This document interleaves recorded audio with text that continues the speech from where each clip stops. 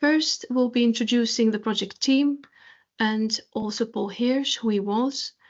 Then we'll be talking about the project aims, the main aims of the project, and also giving you an overview of the Paul Hirsch music collection and papers, which are the two main collections that you'll be studying at the British Library as part of this project.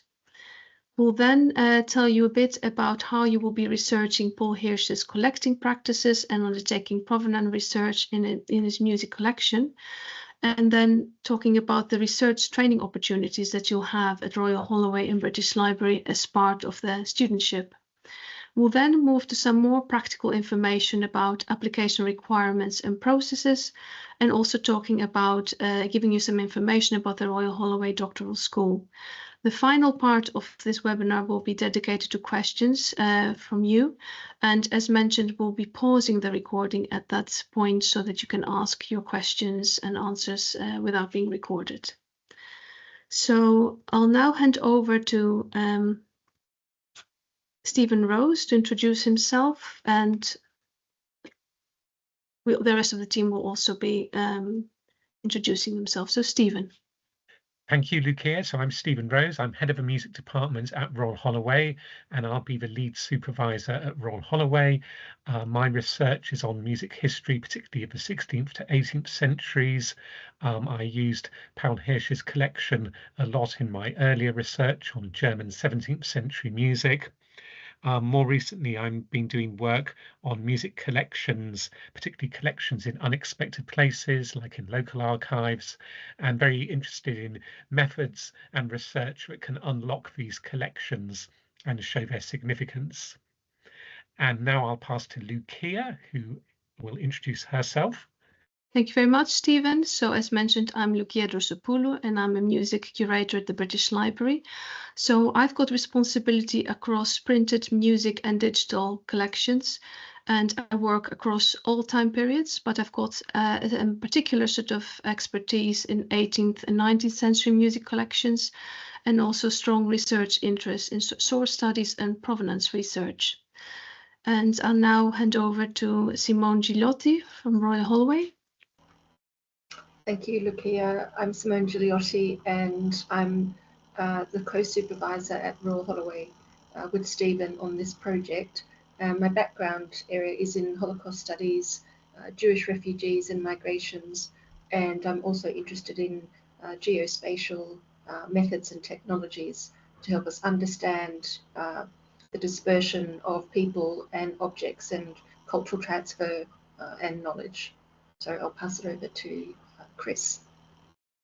Thanks, Simone. So I'm Chris Scobie. I'm curator of music manuscripts and archives here at the British Library, and just been overseeing a cataloguing project to catalogue Paul Hirsch's papers, which is moving on next. The project's moving on next to look at the archive, catalogue the archive of Otto Haas, a antiquarian music dealer from the early 20th century. Thank you very much, Chris. So we're now going to move to talk a little bit about Paul Hirsch and who he was.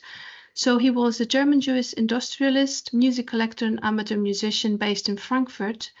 And he amassed a very large and important music collection consisting of over 18,000 items, which range from the 15th to the 20th century. And his collection is now at the British Library. His music library was open to the public at his home in Frankfurt, and that's quite important to note that it wasn't just a private library for his own use, but it was open to the general public and musicologists nationally and internationally. And he also organized music concerts and played himself violin and viola in chamber ensembles. So the library was also sort of used for organizing concert programs for these concerts. So in 1936, he fled Nazi Germany and he settled in Cambridge in the UK. And throughout his life, he maintained important relationships with music dealers, antiquarians, and musicologists who are sort of documented in the Paul Hirsch papers, also at the British Library, and include correspondence and other information with music dealers, musicologists, and individuals who used his library. So now I'm going to hand over to Stephen to talk a little bit about the project aims.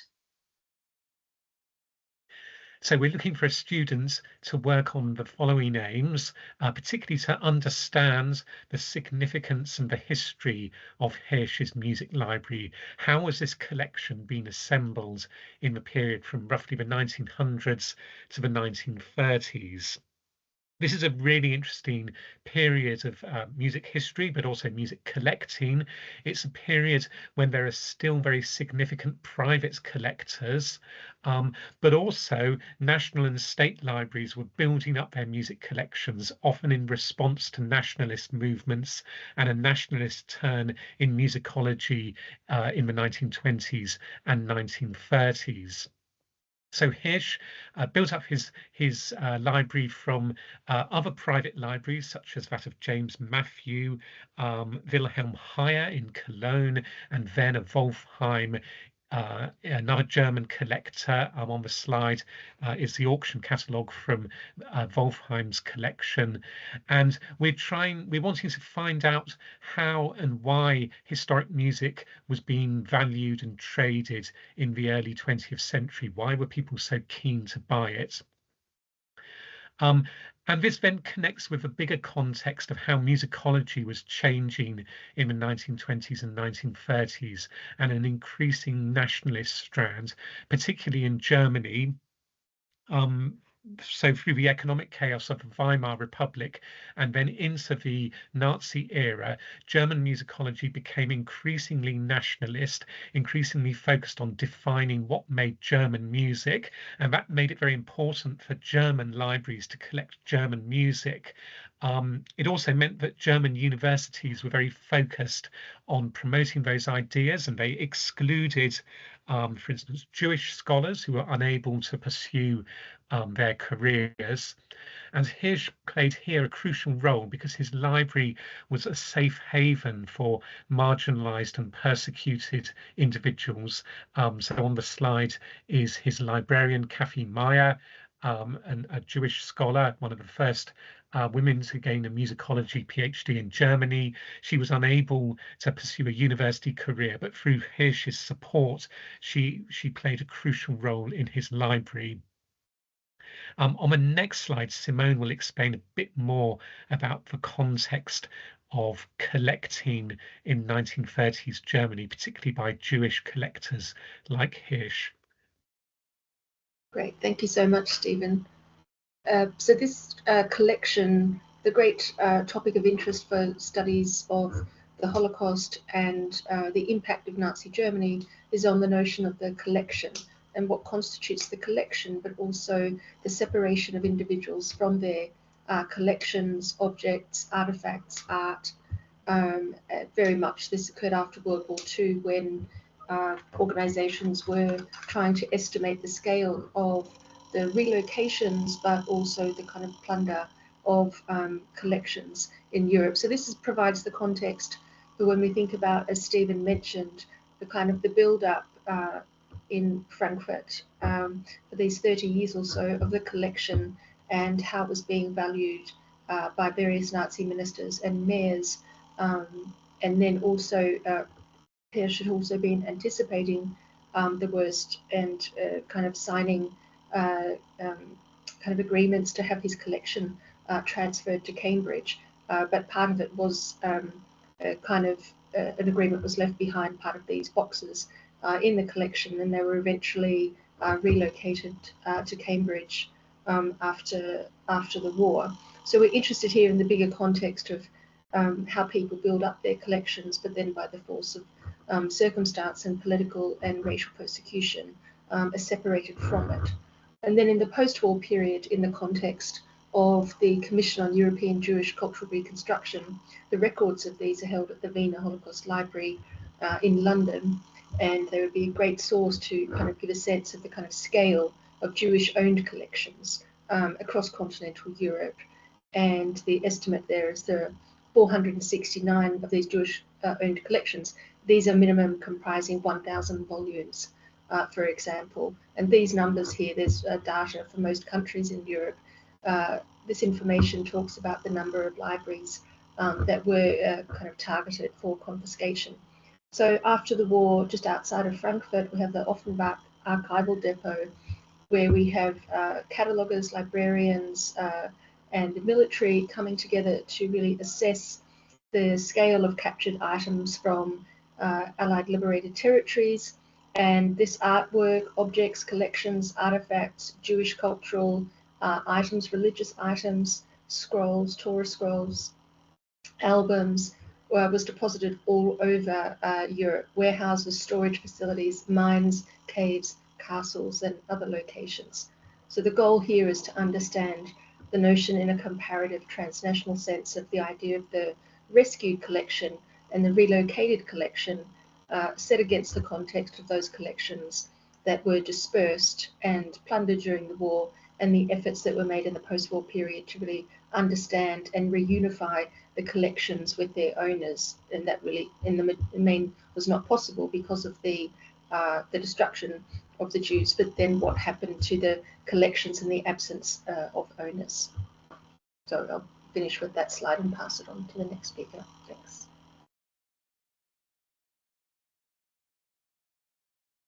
If you're the student who takes on this project, we would expect you to produce the following after a period of 4 years full-time study or 8 years part-time study.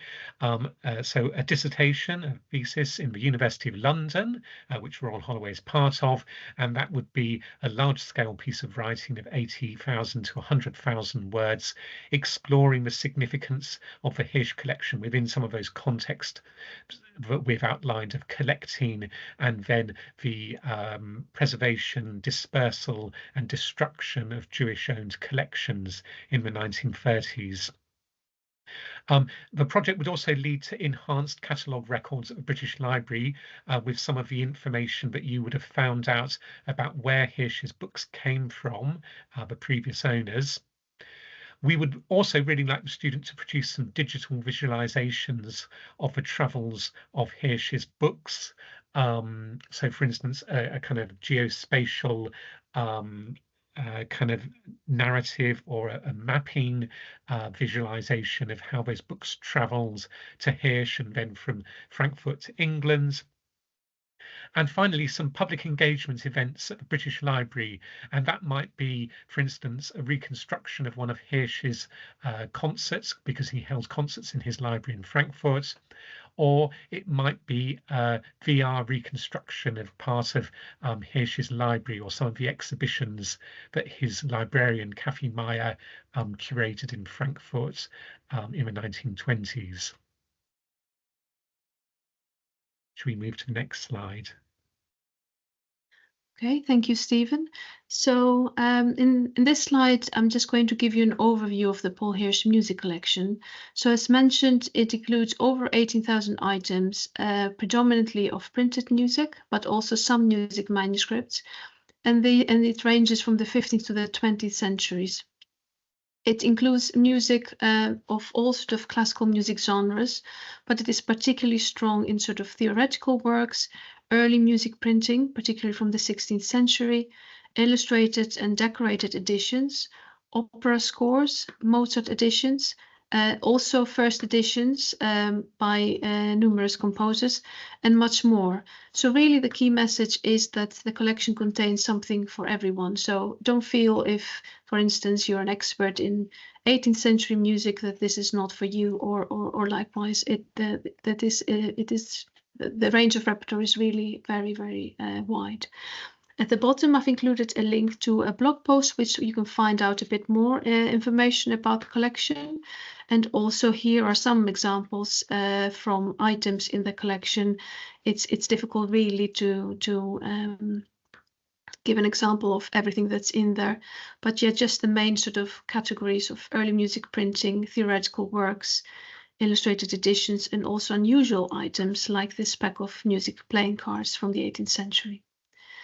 So I'm now going to tell you a little bit about how you can search the music collection on our catalogue. If you wanted to browse the collection, for instance, there is a link again in the chat, which takes you to the British Library catalogue. And there, if you click on advanced search, as I've circled there, you'll be taken to this sort of window where if you type Hirsch in one search field, and then in the other search field, anything you're interested in, a particular composer, for instance, or a particular genre, this will narrow the search results within the Hirsch music collection. Otherwise, you'll get results from the entire British Library music collections.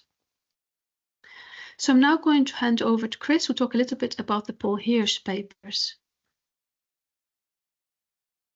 Great. Thanks, Lucia. So yes, as well as Hirsch's actual collection, the British Library also holds some of his papers. So this is about 80 files in all, which have recently, as I said earlier, been part of a cataloguing project. They've actually been here for some decades, but now fully catalogued for the first time. So these papers are mainly about Hirsch's collecting and his library, rather than being a comprehensive personal archive. But they inevitably shine light on Paul Hirsch himself along the way. So there's aspects of the character in there too. The majority of the papers date from after 1936, but there are quite a lot from earlier as well. And Hirsch tended to type his letters, so we're fortunate in having carbon copies of most of his outgoing posts, so preserving both sides of the exchanges. A lot of the papers, it has to be said, are in German, but there's also a lot in English too. And probably slightly more of the papers are typed than handwritten, but again, there's a mixture of both. Very, very roughly speaking, you could say there's four main categories of material in these papers. So invoices and correspondence with antiquarian music dealers, it's one category. Correspondence with musicologists like Alfred Einstein, Otto Deutsch, but also correspondence with visitors to and inquiries about Hirsch's library. Then there's quite a big chunk of material, papers relating to work on the catalogue that Hirsch produced over several years. There's quite a lot there. And then a smaller amount of ephemera and programmes, things like that, relating to musical life more generally, both concerts in and around Frankfurt and also the concerts in Hirsch's own home as well. But as many of the people that Hirsch corresponded with became friends over the years, the discussions here that are about perhaps bibliographic details or possible purchases are sometimes intermingled with more personal reflections on music, politics and life generally, really, both in Germany in the 30s and in Cambridge after that. And throughout all of it, it's fair to say that Hirsch's really generous character shines through with a lot of these exchanges. So the papers also help to flesh out our understanding of Hirsch's collecting practices. If we just flip to the next slide. Both in general terms, so insights into the kinds of things he was looking for and how he viewed his collection, but also collecting practices as in the nuts and bolts of how he collected and how collecting happened. So along with the correspondence, invoices and account books will provide further evidence of this and information about the immediate provenance of items in the collection. A good example is a small bundle of papers between Hirsch and the firm of Leo Littmanson around the acquisition of items from an earlier collection that Stephen mentioned earlier, a collection by the British collector James Matthew, which Littmanson acquired en masse in 1907. So there's exchanges about what's going to be bought, what's of interest, and so on. So also useful for this kind of work will be related archives in the British Library's collection, especially that of the firm of Otto Haas. So annotated sales catalogues, which you can see some pictures of here, show exactly who purchased what from them, for example, with Hirsch's name appearing quite regularly through the pages. And all in all, going back to what Stephen was saying about the overall project's objectives, these papers provide an insight into a broader narrative of collecting and trade in antiquarian music in the early 20th century. This network of different collectors, collections, dealers and institutions through which material passed. So then I think we're going over back to Lucia for some more about provenance. Yes, thank you, Chris. So yes, in this slide, I'm just going to talk briefly about how you will be undertaking provenance research in the Paul Hirsch Music Collection. And the reason really why we're interested in this part of the collection is because, as mentioned, a lot of the volumes span are several hundred years old. And so they've passed through the hands of several owners before they ended up in the collection of Paul Hirsch. And really, we want to understand a little bit more about who these owners were and find out some more about the history of the books and the collection. So there are several ways by which you will be undertaking provenance research. Some of these include gathering and examining evidence from manuscript inscriptions that are marked on title pages and flyleaves, like in this first example here. Book plates, like in this second example here, which denote again ownership. Other ownership stamps and bibliographical characteristics such as the appearance of bindings, which share a similar appearance, spine decorations, and other. So I'm now going to hand over to Stephen to talk about studentship details. So we're moving to the part of this webinar where we talk about the studentship itself, and then we'll talk about the application process. So the studentship is funded by the Arts and Humanities Research Council in the UK.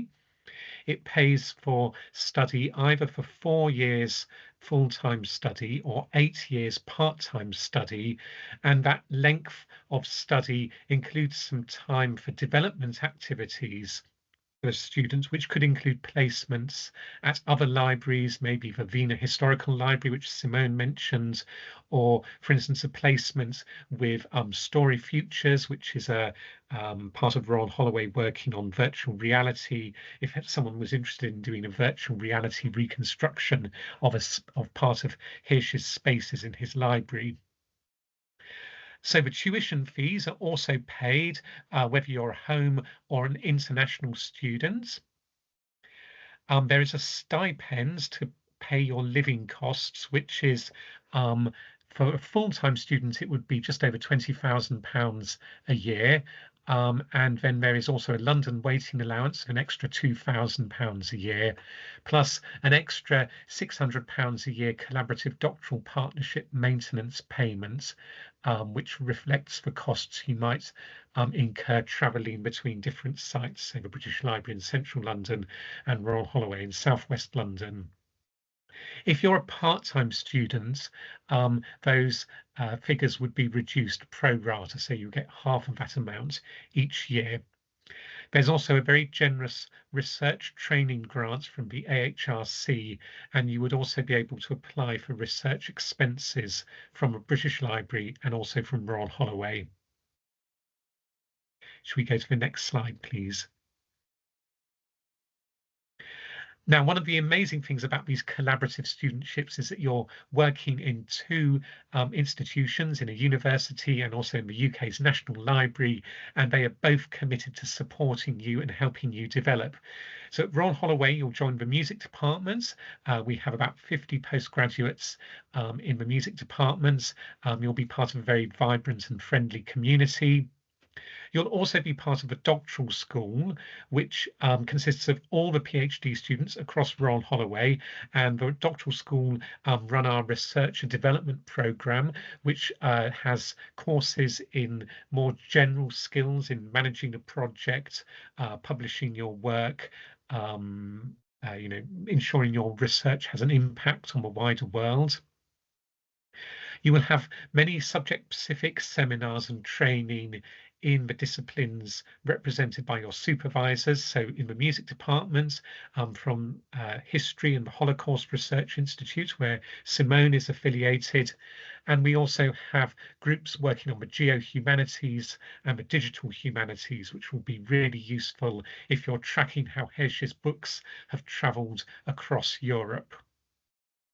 Potentially, we could offer you some teaching opportunities as a teaching assistant in the music department, or possibly the history department, depending on your interests.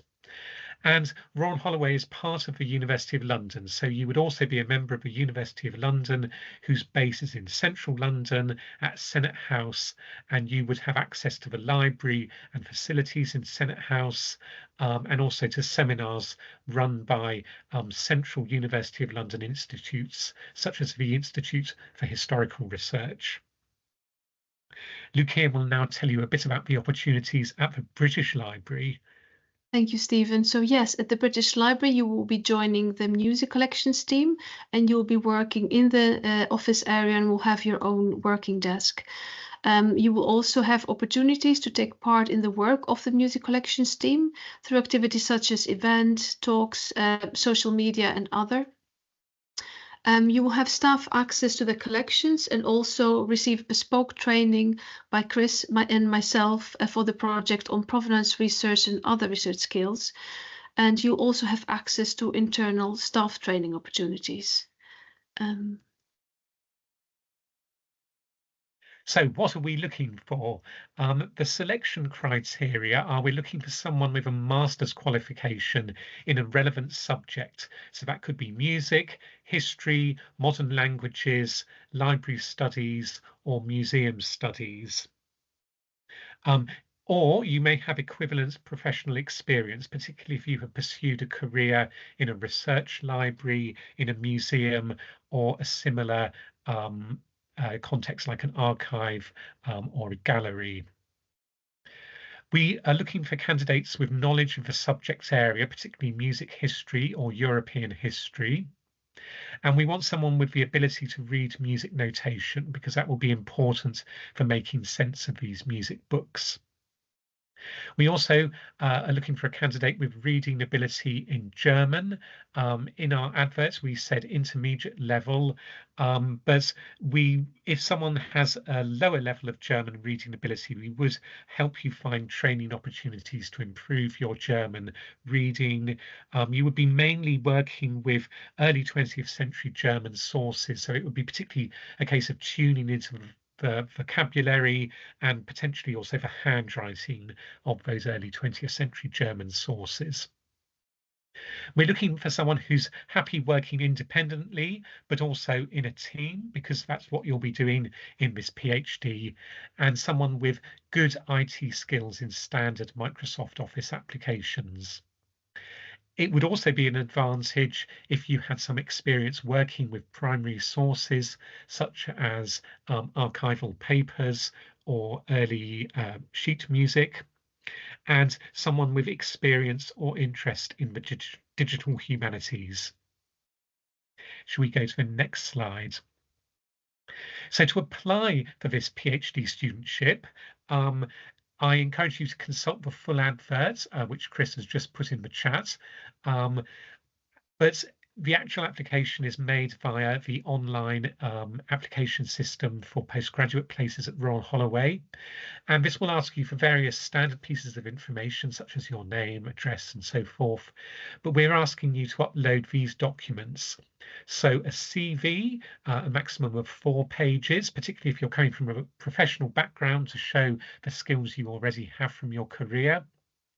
A personal statement explaining why you want to work on this project, how it builds on your previous studies or experience, which areas of the project you would like to develop, which might be particular parts of a musical repertoire collected by Hirsch that you would like to research, and a little bit about your awareness of any relevant scholarship on this topic. So for that, it might help to look at the blog posts that Chris has been putting in the chat, which give information about Hirsch's collection and some links to further reading. There is also a selection criteria form, a Word form that you can download from our website, where you put in a short response about how you meet each of those selection criteria that I showed on the last slide. We will need to see your degree certificates or a transcript of your study, particularly if you're currently studying a master's degree.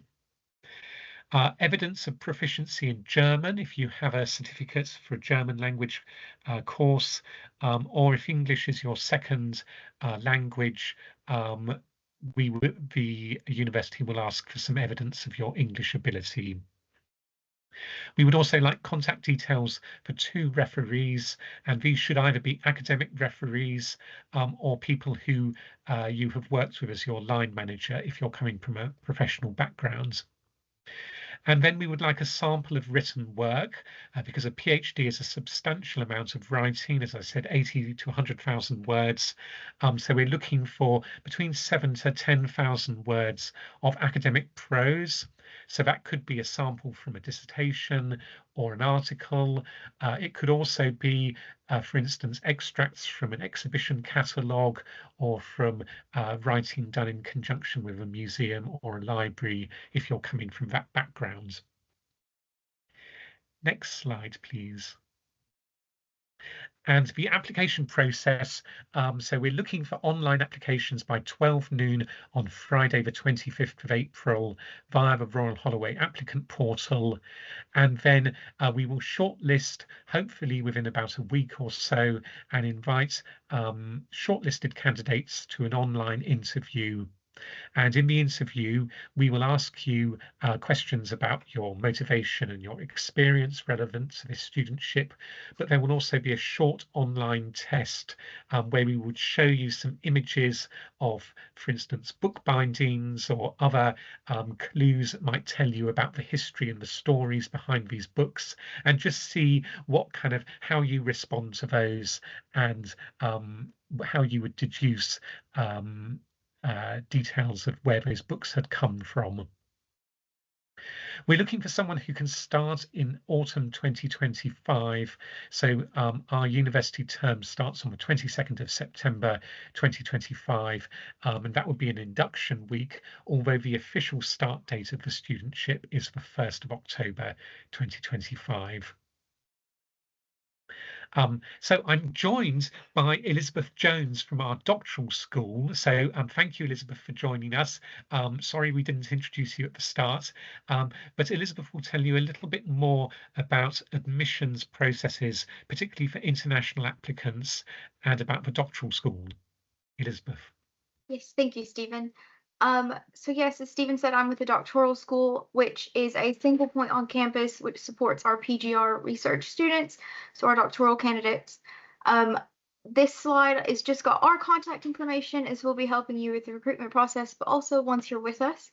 And also the information for the admissions team, because they will actually be handling your applications in the first instance and letting you know if they need any further application information, any further documents, that sort of thing, to get your application processed completely. If you could go to the next slide, please. Just to say a few things about international students. So your fee status will be determined by our admissions team as part of the application process. This will be based on where you've lived for the past few years, your nationality. They take several things into consideration. But the home and overseas tuition fees will be covered, so that doesn't have too much of an impact in terms of your fee coverage.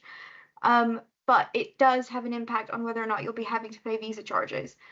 So once you complete the application process and you've been successful, you'll receive a CAS. This is what you'll use to obtain your student visa. You can't apply for the visa without the CAS. It's a bit of a chicken and egg situation. So right now, as of about 2 days ago, the cost of the visa was £490 for a flat rate, and then your health surcharge is $776 per year, which would come to just over $3,000 for a 4-year program, which this is. At this point, I'll also flag that international students are not eligible to study part-time. So any international candidates would need to be here for a full-time PhD, the 4-year program. If you could go to the next slide, please. Thank you. So we have an international advice team who are here to offer support and guidance on anything in regards to immigration. So this will be your first point of contact if you have any queries on the visa, on your CAS, on what to do once you've finished your PhD and you're interested in staying in the UK. They can help you any step along the way with that, and that is just their contact information there, internationaladvice@royalholloway.ac.uk. And then can we go to the next slide, please? Thank you. And then also just to say a few things about what the doctoral school does. So as I said earlier, we're a single point contact on campus. So we provide expertise and advice to support students, anything sort of non-academic. So if you have any issues with your student record, that would be us. Progression, your award process, the vivas, making sure that you're staying in line with university regulations and the code of practice. We also do support for if you need document requests for housing, or if you need to apply for a rail card, those sorts of things. As Stephen mentioned earlier as well, we have the research and development program, so we provide lots of generic skills and training for our PGR students. And then next slide, please. Thank you. We also foster a sense of community among our PGRs with the mentoring scheme. We've got alumni events. We have an annual interdisciplinary conference that happens every November, which is a chance for students at all sections of their PhD. So we've got new starters or people who are in their writing up year coming and presenting and talking about their work. We also have a researcher newsletter that gives opportunities for further training through other institutions or anything that's coming up in the university that may be helpful. We've got a Twitter, LinkedIn. We've also got a microsite that gives you everything you could possibly need during your time at Royal Holloway. And in addition to that, we also act as a link to services. So any well-being, the library, the Students' Union, for international students, the International Support Office, we make sure that you're in touch with those services that you may or may not need as you go throughout your studies. And that wraps me up. Okay, so now I think we'll move to the last part, which is you asking any questions. Shall we stop the recording here at this stage?